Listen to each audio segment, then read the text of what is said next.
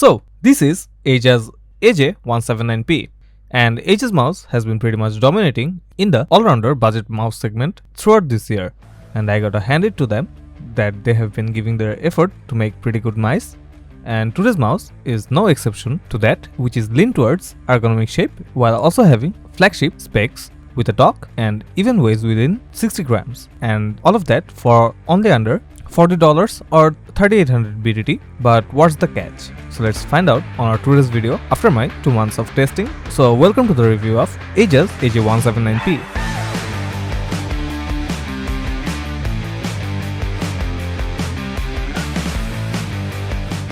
Today's review unit was sent to me by Tech Diversity. Tech Diversity has been one of the major PC peripherals importer in Bangladesh, with bringing Keychron, AJAZZ, AJAZZ, and so on, where they are the official distributor of them. You can grab today's AJ179p for only 3400 BDT for a short while, and also you can grab the base variant, the AJ179, for 2600 to 3000 BDT. So grab it now. And now onto the video. So let's hop into our today's video with a quick unboxing of this mouse. And for unboxing, we have 2 color variants of this mouse. So opening the box, at first we get the braided Type-C to A cable, which is pretty much flexible and premium, and is also color coded according to the mouse color. Then we get the dock of the mouse, which looks pretty simple, and more about that in the dock part. Then we get the user manual of this mouse, and going through this is recommended. Then finally we get our mouse out of the plastic wrap, and have a look at this beautiful Ergo mouse in both white and black color. So that's all to the box contents, and the overall unboxing experience was pretty much average to do in my opinion.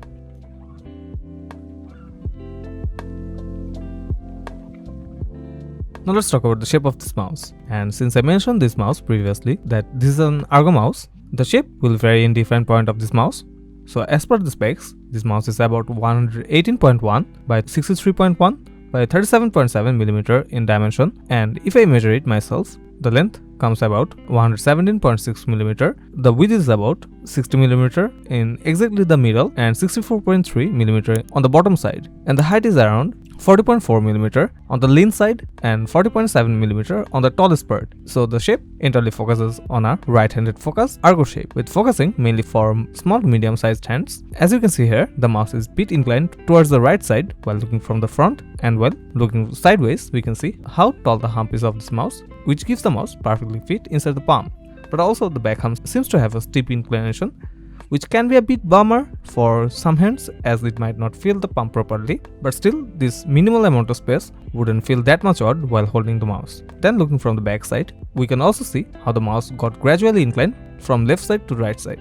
Finally, from the bottom we can also have a bit more visual to how the Ergo shape actually is for this mouse. Also, the shape will be identical to a lot of budget Ergo mouse you can find around $20 to $80 price range, including the AJAZZ R1, Metapanda P1, Lamzo Thorn, and Zoe EC3, and many more, which I can also demonstrate in the Elo shape. And here you can see, if you start with Metapanda P1 and AJAZZ R1, the shape is slightly bigger for both of these mouse than the AJ179p, but mid curve seems to be almost 1:1 ratio among these 3, and the back hump is slightly more aggressively downwards for the AJ179. Then again, for the Zoe EC3, the mouse seems to be almost identical, while also having a bit higher hump curve for the AJ179. And lastly, for the Lamzo Thorn, this mouse is almost similar to all the side compared to Thorn, but the top left seems to be more wider than the AJ179. Overall, this AJ179 retains the mainstream Ergo shape as seen here.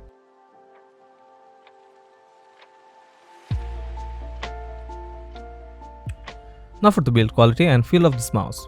At first, let's check if this mouse has any kind of flex or creaking to it, and while pressing hard with all my strength, the mouse didn't seem to have any kind of flex or weird creaking sound to any of its side, and also there was no rattling sound inside it, so the mouse felt pretty sturdy to hold on.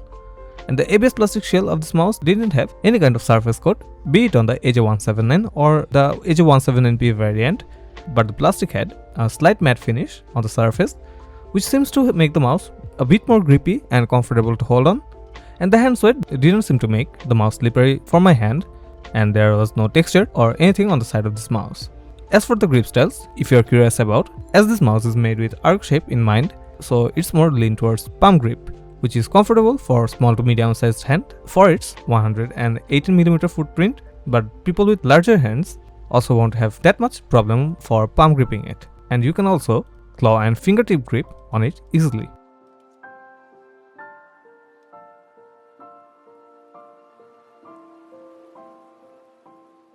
As for the weight of this mouse, since this has become a center point of attention for many gamers right now, this mouse, as per the specs, weighs about 58 grams.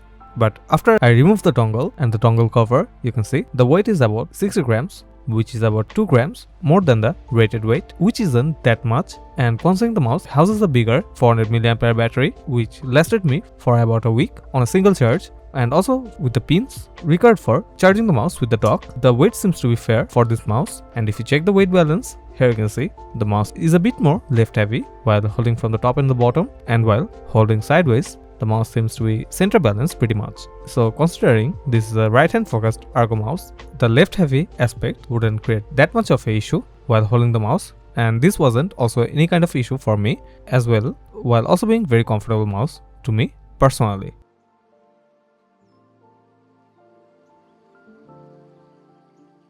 For the switches, as per the specs, the mouse houses the 108 million blue shell pink dot switches, which is currently a very common mainstream 80 million click switch seen often in many budget mice. The pink dot switches have a relatively moderate tactility with lower click sound, and the clicks have a slight pre-travel on the left click and a bit lesser on the right click, and it didn't feel that weird. But it does have a slight movement on the left and right click, but you have to give a significant amount of force to the clicks to feel it, which isn't practical in regular basis.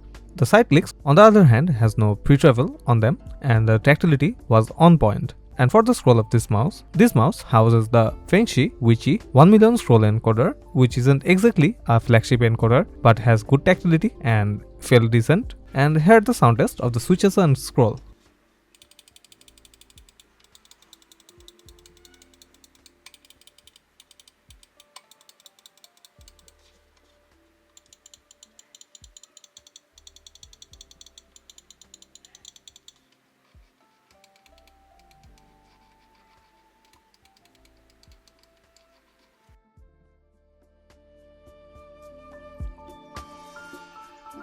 By now, you guys should have guessed the internals, but going through it, this mouse houses the Pixar 3395 sensor with no kind of modifications to it, and the MCU has 124KB of cache on it for the 179p variant, and the base variant have 16KB of cache, which can slightly change as I can't recall the specs specifically, and more about the sensor in the performance part. Here you can see the sensor is placed pretty much in the middle of the mouse, and the tracking was on point for this.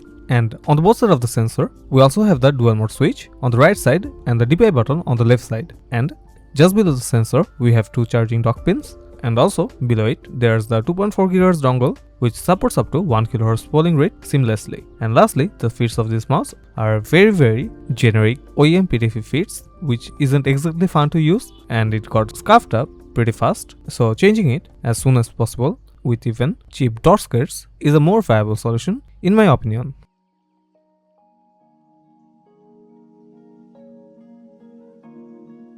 Going to the dock, this mouse comes in a pretty basic, generic charging dock, and you should have seen similar dock in the Attack Shark mice also in my previous videos, but this dock has a pretty hefty build quality with ABS plastic as its material with two charging pins on the top, and also the USB dongle storage on the front, which keeps the dongles closer to the mouse and makes the dock act as a mouse hub. And on the back, there's the Type-C connection port for the dock to the PC. And lastly, on the bottom, there's the RGB mode switch, whose function I'm showing in a bit. But before that, the dock also have rubber feet on the top and the bottom, which keeps the dock steady on the table. So as the dock has RGB, here you can see, pressing the RGB switch, the dock cycles through 5 to 6 RGB modes, and it's limited to that, and also you cannot customize it in the software unfortunately. Another thing is to note that the dock has relatively low magnetic pull to the mouse, hence making the mouse not that much stable on the dock. But one plus thing about this dock is that due to it having thicker charging pins, the mouse has more easier time connecting to the dock to charge, unlike the AJAZZ Max for having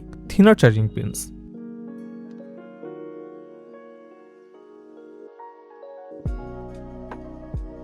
For the performance of this mouse, even with its below $40 price range, has a pretty much modern specs. The sensor this mouse comes in is the Pixar 3395 sensor, as I mentioned before, with the usual 650 IPS tracking and 60G acceleration force. But as I mentioned before, there is a slight difference in the MCU among the base variant and the AJ179p variant, where the base variant has a lower kilobyte cache in the MCU, and this does impact slightly in the performance in extreme competitive scene, as there might be slight sensor jitter, and honestly it's pretty minimal in day-to-day comp scene, to the point it's pretty much indistinguishable for a 3000 BDT or $25 mouse, and you can't really get anything better for that price.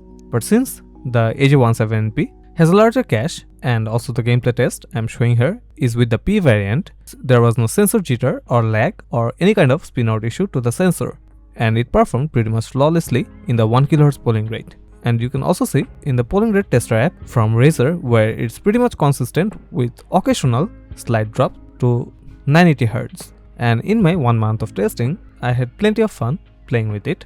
But yes, a set of better skirts would have given me a better experience, and I hope AJAZZ will upgrade it down the line.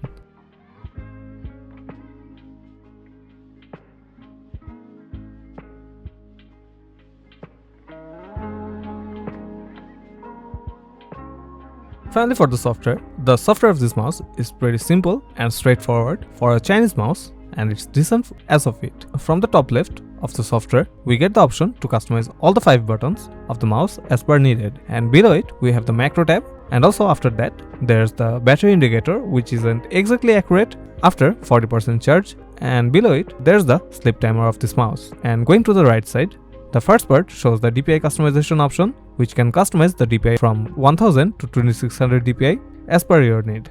And below the DPI customization, there's the RGB tab, which is non-existent. After that, there's the polling rate option, and lastly there's the LOD settings. So overall, I'm pretty much satisfied with the software for the price it comes in, but a bit better experience would have been better.